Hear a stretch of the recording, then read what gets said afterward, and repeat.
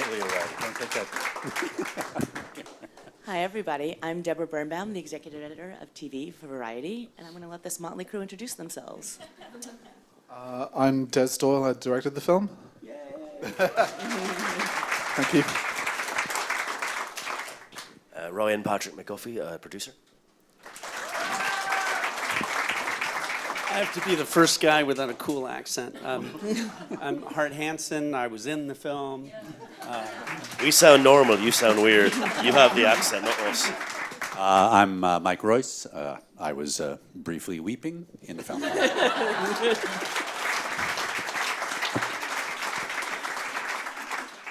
So they already warned me backstage that they've already been asked every question that can possibly been asked, so bear with me. I'm going to try my best to keep it amusing and entertaining.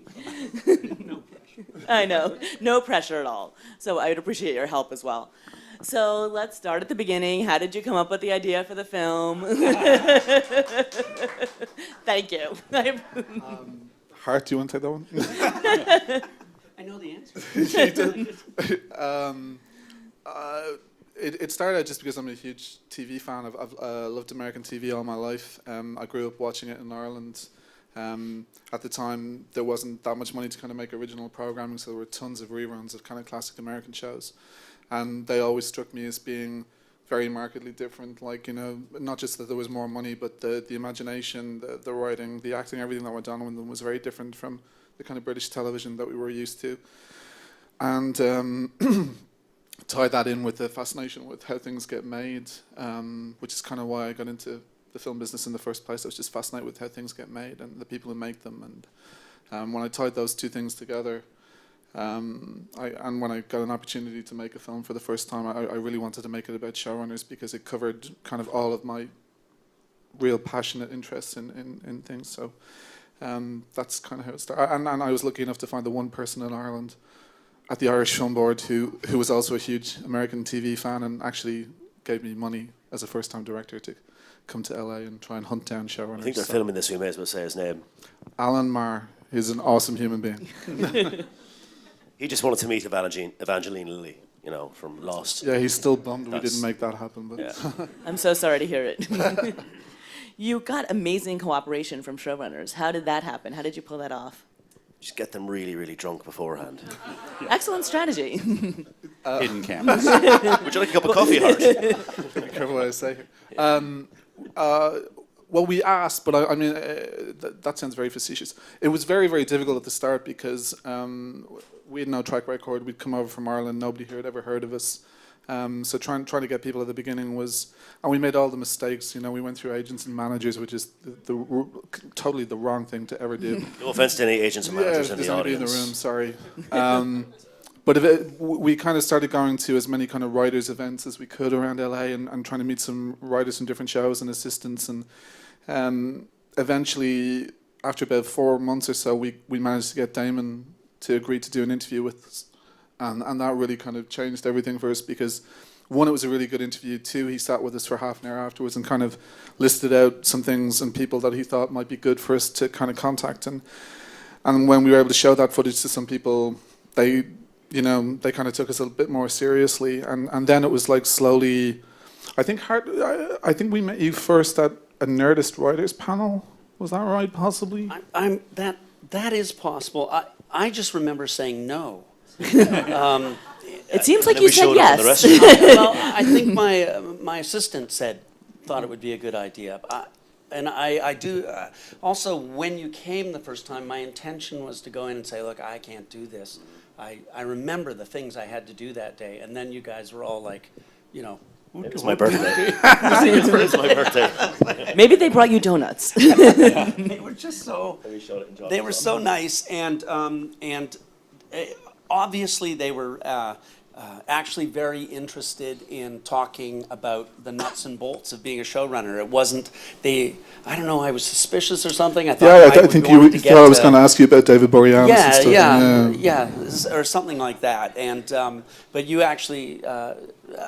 They were very well prepared, and after you talk to them for 10 minutes, you just you fall in love with them. Yeah, Mike, what made you agree to do it? When you have nothing else going on, you know, it's very freeing. That's you know, he has 2 shows. I just want to point out that he has 2 shows and I have none. And that opens up your schedule. But no, I mean, it sounded like a great, you know, we had a mutual friend who hooked, you know, who was interested in bringing, they wanted to get a writer's room. I think at that point they hadn't filmed a writer's room. And we were at that point not doing anything incriminating we didn't want to see on camera, so we were just having lunch. And no, it just sounded fun, and you know, I honestly had no idea, I will say. It sounded also kind of harmless, like, well, this will never be an actual film, you know. This is not going to really, so it'll be fun to be. No, I'm kidding, but I didn't think it would turn into. I mean, it really turned into an amazing project, and I think just a great film. So when they started, you know, with their just tiny little cameras just running around a writer's room, and we're That was an iPhone. shooting the shit. Yeah, just shooting the shit. I had no idea it turn out, you know, such a big deal. It was at a Nerdist panel, and It's all coming back to you now. one of those things that happens at a panel, and you think, oh, this will never turn into anything, and then there you were. Yes. Yeah. With our little Irish accents. Yeah. Well, I didn't say little Irish accent. Just Yeah, I do. Yeah, sorry, big Irish accents. Although I do remember, I think the first interview that we did with you, you were talking to us off camera about the best writer in the world, and you were trying to vote for Walt Whitman, and we mentioned James Joyce, and then you backed down a little bit from Walt Whitman. Is that? It couldn't have been Walt Whitman. It might have been Lowell. All right. I'll try and remember. I'll look that up in my notebook. Was Judy Blume not even in the conversations? That's where Not even mentioned. about. That'll be in the sequel. That's how far back I go. But can I, if I can just say very quickly, Everything else is prehistory. but both of the first interviews that we got to do with both Mike and Hart made me really interested in them as people and wanted to do more stuff with them. And I remember, I think at the end of the first interview, I immediately said to Hart, look, would you be interested in letting us come back and doing some more stuff with you? Because I thought he was gold on camera. Both Hart and Mike were gold on camera, so we tried to do more with them. So No very one's kindly- ever said that. That's Okay. I'm not sure I actually heard that. It's true, you guys really humanize the job, like, in a way that I feel. There's an accessible. everyman quality Yes. to us. That Yes. you think if they What I'm can saying help is you're show boring anyway. and accessible, and And- everyone and can every connect woman. to you. Every woman. my price just doubled. Well, We locked you in for 3 more, Mike. You just didn't read the fine print. Yeah. you do an amazing job of getting them to open up. All the showrunners. Oh, I told you we got them drunk. Yeah. Look into their eyes. our Go MO. ahead. Look into their Yeah, eyes. I'm scared. I won't. Oh, they They're had gonna show no up in Variety trouble. tomorrow. They had no trouble talking about themselves, really? Okay. They aren't secretly actors who can't act. So they have to sublimate everything onto the page. That's not okay. Take note. Future showrunners, aspiring writers and actors. Can actually do the thing that we can't do. But yeah, well, I mean, one of the things we try to do is not do interviews with people and try and just have conversations with them. And I think that coupled with the fact that we weren't asking them the questions that they were normally kind of asked. I tell the story about Rob and Michelle King. When we interviewed them, when we went in, we were told we had 20 minutes because the Hollywood Reporter was going to come in after us. And they were obviously much more important than we were. And then over the course of the interview, Rob and Michelle gave us an hour and made the Hollywood Reporter wait because they were enjoying having a conversation about what they do rather than talking about promoting the show or working with the actors. No offense. But it was different for them. And I think you can see even in the film that they got relaxed enough to us to actually break into conversations between themselves and stuff, which is fantastic. And at one point, they got a phone call during the interview from one of the actors on set, and they said, no, we'll take it later. And the poor assistant was kind of like, you'll take it later? You know, so, I mean, that was fantastic. Not for him, but it was good for us. Which of the showrunners surprised you the most? In terms of their, you know, what they had to say, how they opened up, how they revealed themselves. Popping out of a box. No, you know, and Breath. and what they said. I mean, for me, one of the great things about the film is that everyone is very candid with us. Like, no one kind of took a PR exercise route with us, and they spoke very honestly and open about the job, and that. I think because they didn't think anyone was ever going to see it. Partially. Possibly. You know, from at least Well, the maybe outset. they'd see it in Ireland. Right, yeah. You know? It's an Irish documentary. That's right. That I did have that. Yeah, thought. I was like, oh, this is Right over Ireland. the audience. I think we did say to JJ, this is just for Irish television. Yeah. But yeah, I mean that was remarkable. I mean,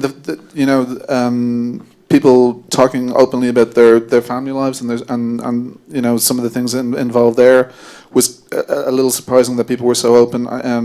One or two of the things that JJ says towards the end of the film, I mean, I was absolutely certain that someone at the end of the day would say, you have to cut that. Particularly the comment about the Emmys, which the remarkable thing about that was not only did everyone say you can use everything that you wanted to, but we screened that. The LA premiere was at the Television Academy, home of the Emmys, and when that line came out, there was a kind of a moment for a second. But I it's just so honest that, you know, I love it. So thank you, JJ, for that. I was shocked when Damon Lindelof said if he'd known what Lost was going to be, that he would not have done it. That was the most surprising moment for me. Yeah, I think there was just such a huge burnout rate for him at the end of that, and there'd just been so much hate and so much negative press, and at that particular moment, I don't know if he would still feel as strongly as that maybe, but at that particular moment, he just, he'd had enough, you know. Mike, what was the most surprising moment for you? Besides the tears. When we showed up. When we showed up. That I'm crying on a giant screen 5 years after. That I mean, honestly, that was that moment. I didn't expect that to happen because, but that sequence of events was very fresh in my mind, and it was horrible.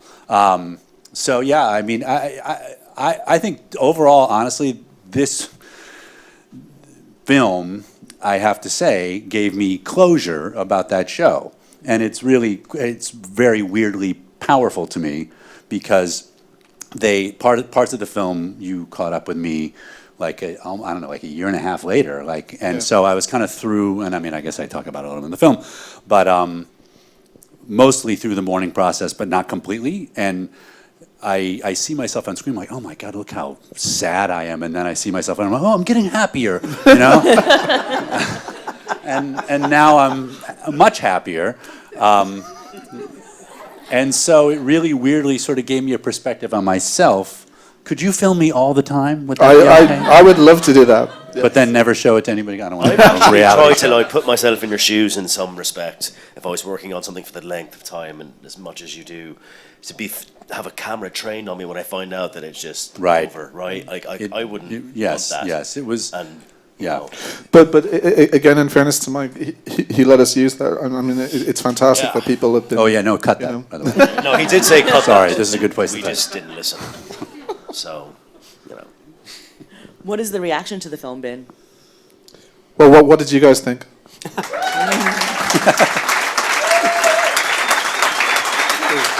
Excellent audience work. Nice work.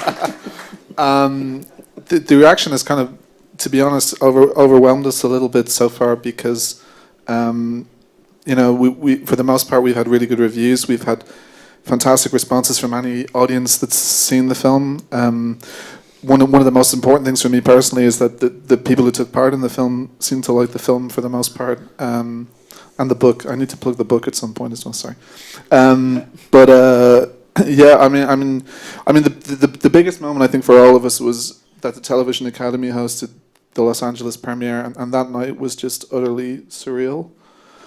And to have so many, people from the industry. I mean, there was 600 people there, I think, that night, and an awful lot of the showrunners who were in the film came down. So that was nerve-wracking in a big way, and the fact that they responded well to it was like a huge sigh of relief for all of us. We kind of went out and partied a bit after that. But yeah, I'm still kind of we get people tweeting at us still. Like somebody tweeted at me last night saying, "I've watched this 3 times and I've cried 3 times. This is amazing." And like, We had loads of tweets. Was his name Mike Royce? He's given me so much shit about we've met twice. This is the second time we've ever met, and it's like I've known him 30 years. He's giving me so much We shit. work on the same lot. True, with your 2 shows and my no show. He passes. If you have more than one of something, you should share. He works on one show, Bones, right? And then he takes his little cart and he goes to the writer's room of Backstrom, which is, so I'm in between, and he goes by my car and puts my windshield wipers up and then goes to like it's not enough. He should just go, "I got 2 shows." Just go by, what is it? I'm in my little bungalow, right in my crap. The two windshield wipers up is like 2. Yeah. I never Damn thought it. of that until now. I know. No, it's just my way of saying you had hello. thought of it back here. He drives a Prius, of course, because he cares about the earth. I found a Sounds like dummy in the foyer of your office, and I was thinking, like, I wonder where Mike's car is. That CPR dummy that's sitting out in the lobby area. But I couldn't find Mike's car, and Stephen couldn't find it either. It's So. down near the little yellow huts. Yeah. Next okay, time. now we I'm know. a Next time. Little yellow hot man. What do you hope people take away from the film? I guess it depends on in kind of what mindset people are watching it. We did a screening at USC last night for some students who kind of all want to be showrunners and producers themselves, and they loved the kind of insight into the business that they maybe hadn't seen before. We tried very hard to make the film work on kind of different levels, as in, if you're just a more casual kind of TV fan, there's something in it for you. If you're interested in actually becoming a writer or a showrunner yourself, there's something in it for you. So if people, for me, the biggest thing is I had a ton of respect for these guys before I started the film, and now I have a ton more respect because even if it's a show that I don't particularly like or enjoy, I know the showrunner is working their ass off, and I'll take my hat off to what's involved in doing that. So, that would be. I would hope people would be a little slower to get on Twitter and start screaming and shouting at people about problems on the show or things they don't like happening, and maybe just take on board a little bit more that not everything is their fault, and there's a lot of factors at play, and they're doing the absolute best they can. That would be cool. Go ahead. No, go. No, for myself, I think starting out on this journey was more. I think there's a kind of a childlike curiosity and fascination with the material, and as fans ourselves. But then as time went on and we had this greater breadth of access and scope, we were like, well, this could be really good for like aspiring writers. Maybe we could do something with this. And then Tara Bennett came in, who wrote The Lost Encyclopedia. She wrote Fringe, September's Notebook. She wrote a dozen books on companion books for the 24 series she's doing, Sons of Anarchy.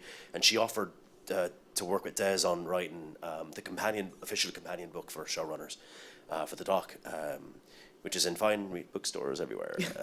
Plug. Yeah. Sorry, that's the last one. But like that is the, as Des would say, the supercut of the film. So there are different levels of like investment that you can kind of go into for the breadth of access and information that we were able to pull while making this, because we only have 87 minutes in the film to tell a certain number of stories and to give out a certain amount of information. But I think if I was to tell you to take anything from this, it's that if you want to write, if you want to do this, like there's resources out there, and this is a good place to start, maybe, or maybe to talk you into it, maybe to talk you out of it. I don't know. And as actors, be nice to showrunners. Yes. And vice versa. And vice versa. It was awesome for my family and friends to get a description of what I do for a living, because they either didn't believe me or they, before this film, the show that was most like my job was Episodes. You know that show? Yes. Well, you've met some of my family now. For them to know how strange my job is was really awesome. I could never have explained it. So thank you. Yeah. For my family. Hart and Mike, what's the secret of being a good showrunner? 2 shows, no shows. So you go. The secret. It has something to do with marathons. Yeah. Yeah. I heard you guys drink baby's blood. True. Yeah. Is that True. Well, you don't stay this young looking. Am I the oldest? I am the oldest showrunner, right? Yeah. think so. Yeah, I think that, who said it in the film that it's like, was it Sean Ryan or whatever? It's like he has like a degree in, what is it? Economics. And Yeah, and I'm definitely have not mastered the sides of the business that he's talking about, either writing wise or administrative wise. But that's the key, is like you have to, that you keep aspiring to. I grew up with a amazing showrunner, Phil Rosenthal, who ran Everybody Loves Raymond. And so I feel like I learned good lessons in an environment, like I saw someone doing it in a way that was very positive, and he was very organized, and there was no sense of just no fucking around, but also we were having a ton of fun. It was the way that, and he knew what he was doing. So yeah, I don't know. The secret is just trying to juggle all those plates, which is, again, I don't know how you do it, because I've still never been in the situation where I have as much stuff. I mean, even one show, 20, like Robert and Michelle and you, with the 22 episodes, that's crazy. How do you do that? It is crazy. It's crazy. It has something to do with jumping back and forth between your left brain and your right brain. Is that still a thing, left brains and right brains? Yeah. Yeah.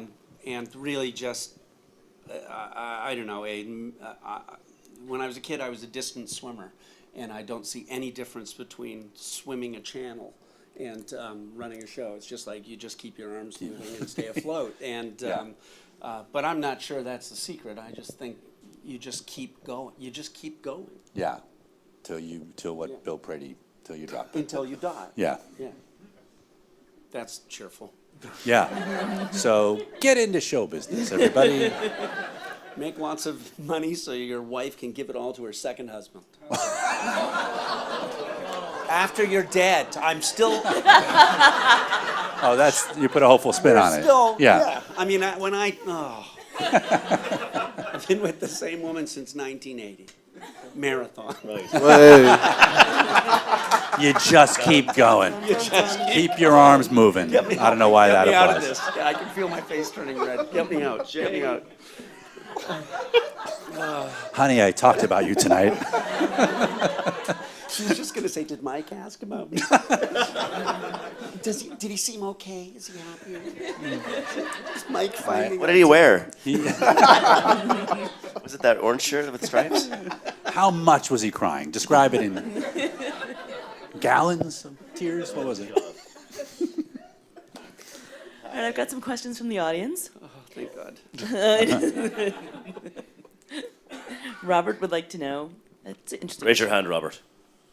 Well, that's what if he wants to be Yeah, anonymous? no, he might want Or to. don't. Yeah. That'd be a bit. It's good to have the option, though. All right. We'll let Robert be anonymous. I've just sold my first show to a network, and we're about to begin meeting showrunners. Congratulations, Robert. Seriously, raise your hand, Robert. I have no shows. I think I I've think made you're that just making clear. these up. I am. It's me, all right? It's These me. off of Twitter? Who are these people? In your opinion, what is the relationship between showrunner and creator? Oh boy. Oh, that's a good one. question. Isn't good question. Good Yeah. question, Robert. Well, I can speak to that a little bit, because the last show that I ran with Kevin Beagle, who created Enlisted, and yeah, you really have to find someone who you're comfortable. I mean, it depends on who you are. Some people, for me, the reason Enlisted was a good experience was because Kevin and I saw eye to eye, and immediately we could tell, even just meeting each other.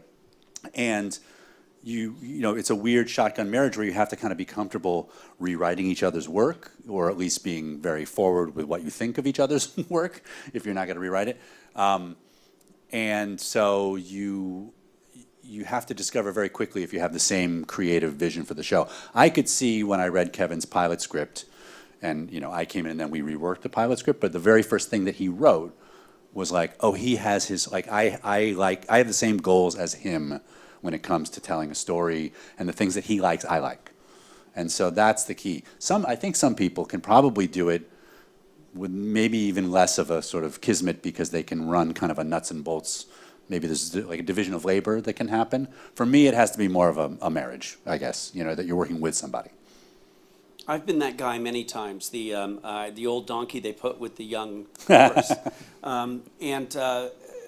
My advice would be to go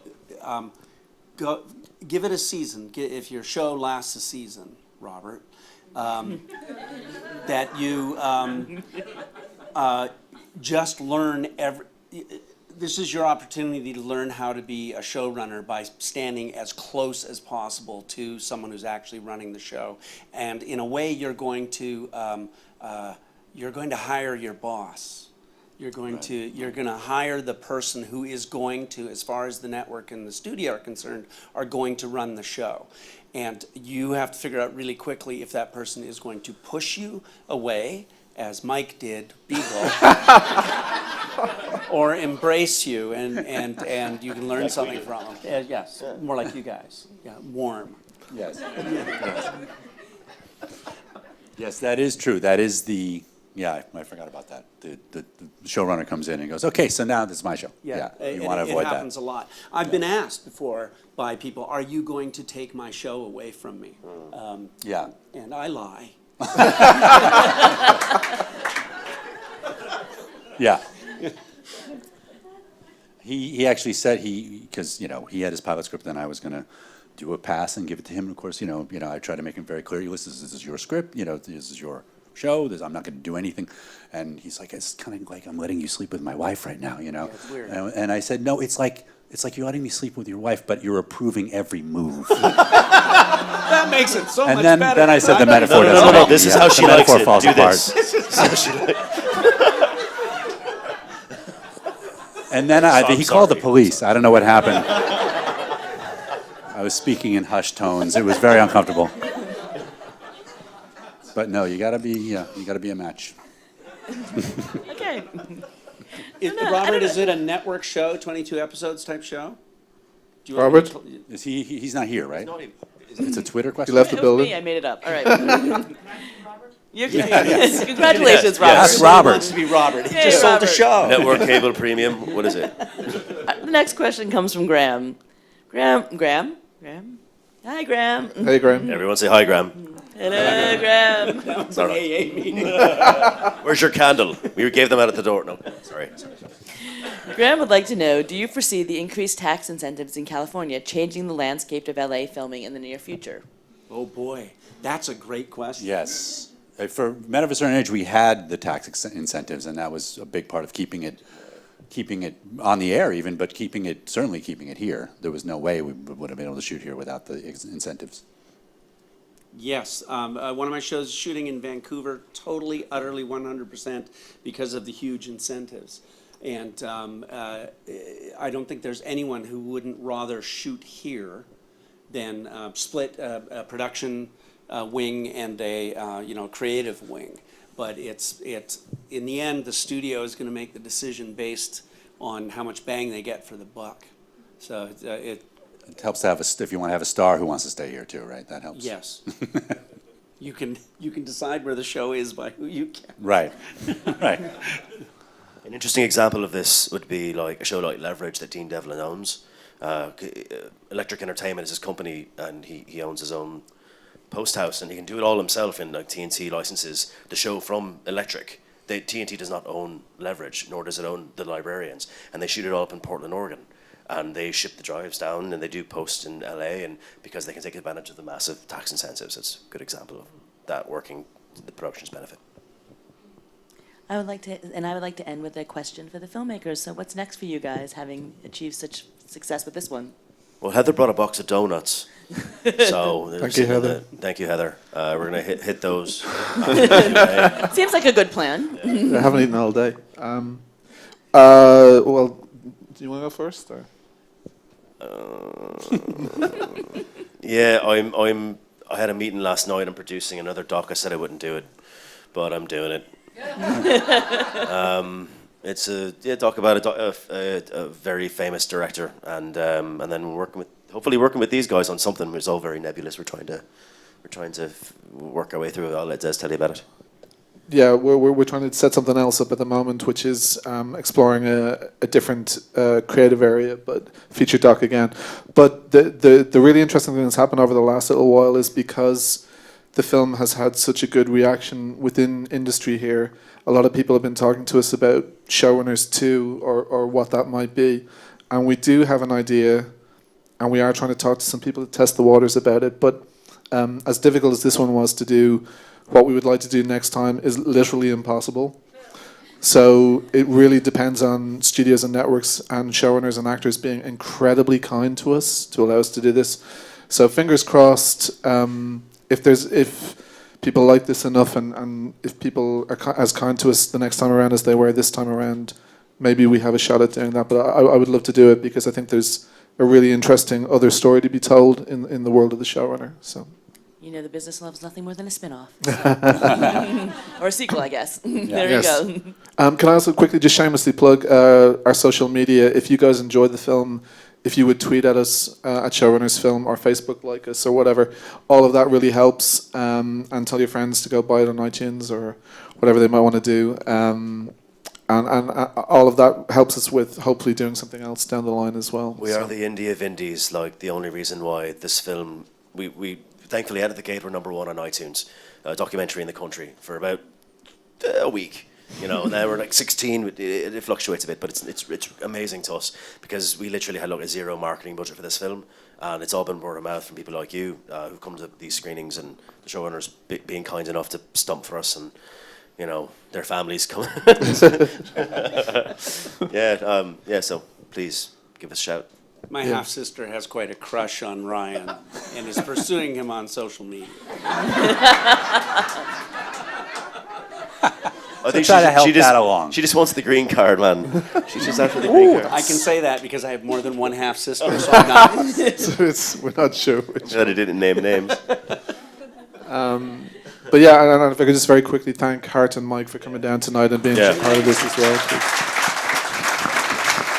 That's too much. More of a golf clap. It's fine. Just a calm. And also Debra, thank you very much for thank you. Thank you for variety. Thank you. And thanks to all of you for coming. Giving you a night off. You guys. Have a great night. Thank you. Okay, thank you. Be safe.